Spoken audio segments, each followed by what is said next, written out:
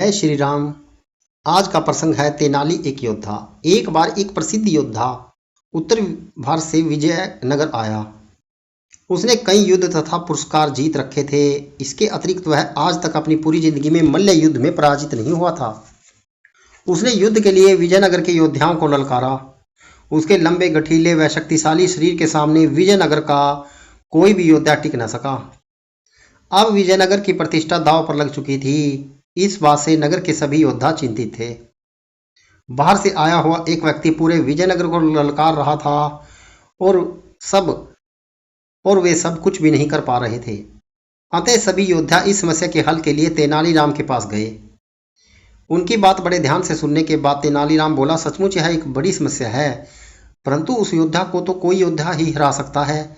मैं कोई योद्धा तो हूं नहीं, बस एक विदूषक हूं। इसमें मैं क्या कर सकता हूं? तेनालीराम की यह बात सुन सभी योद्धा निराश हो गए, क्योंकि उनकी एकमात्र आशा तेनालीराम ही था। जब वे निराश मन से जाने लगे तो तेनालीराम ने उन्हें रोक कर कहा, मैं उत्तर भारत से उस वीर योद्धा से युद्ध करूंगा और उसे हराऊंगा, परंतु तुम्हें वचन देना होगा कि जैसा मैं कहूंगा तुम सब वैसा ही करोगे। उन लोगों ने तुरंत वचन दे दिया। वचन लेने के बाद तेनालीराम बोला, शक्ति परीक्षण के दिन तुम सभी पदक पहना देना और उस योद्धा से मेरा परिचय अपने गुरु के रूप में कराना और मुझे अपने कंधे पर बिठा कर ले जाना। विजयनगर के योद्धाओं ने तेनालीराम को ऐसा ही करने आश्वासन दिया। निश्चित दिन के लिए तेनालीराम ने योद्धाओं को एक नारा भी याद करने को कहा कि जो इस प्रकार था, ममूक महाराज की जय, मीस ममूक महाराज की जय। तेनालीराम ने कहा, जब तुम मुझे कंधों पर उठाकर युद्ध भूमि में जाओगे तब सभी इस नारे को जोर जोर से बोलना। अगले दिन युद्ध भूमि में जोर जोर से नारा लगाते हुए योद्धाओं की ऊंची आवाज सुनकर उत्तर भारत के योद्धा ने सोचा कि अवश्य ही कोई महान योद्धा आ रहा है। नारा कन्नड़ भाषा का साधारण श्लोक था, जिसमें मूक का अर्थ था धूल चाटना, जबकि मीस का अर्थ था भी लगभग यही था। उत्तर भारत के योद्धा को कन्नड़ भाषा समझ में नहीं आ रही थी, अतः उसने सोचा कि कोई महान योद्धा आ रहा है।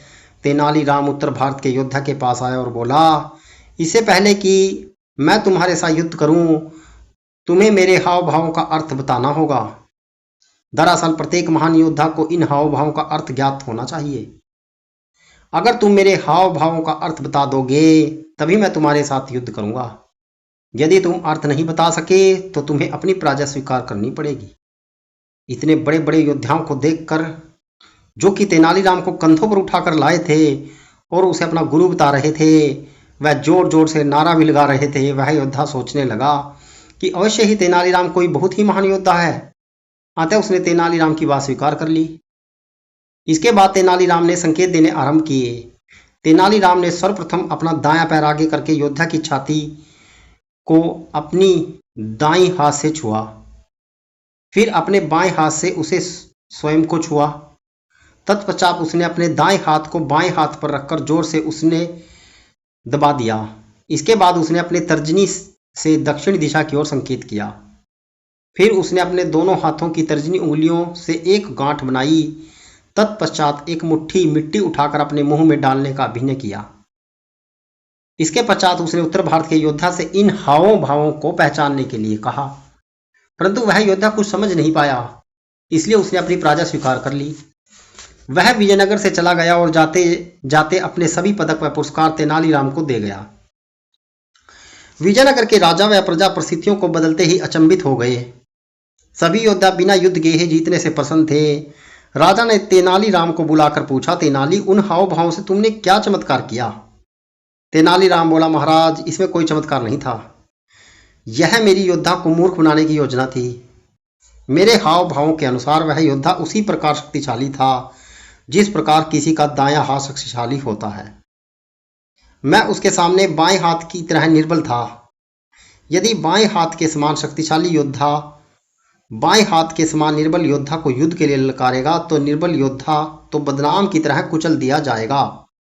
सो यदि मैं युद्ध हारता तो दक्षिण दिशा में बैठी मेरी पत्नी को अपमान रूपी धूल खानी पड़ती। मेरे हाव भावों को केवल यही अर्थ था, जिसे वह समझ नहीं पाया। तेनालीराम का यह जवाब सुनकर राजा व सभी एकत्रित लोग ठहाका लगाकर हंस पड़े। मित्रों, इस प्रकार की हास्यप्रद व रोचक कहानियों के लिए हमारे YouTube चैनल को सब्सक्राइब करना ना भूलिएगा और वीडियो को शेयर कीजिएगा। जय श्री राम।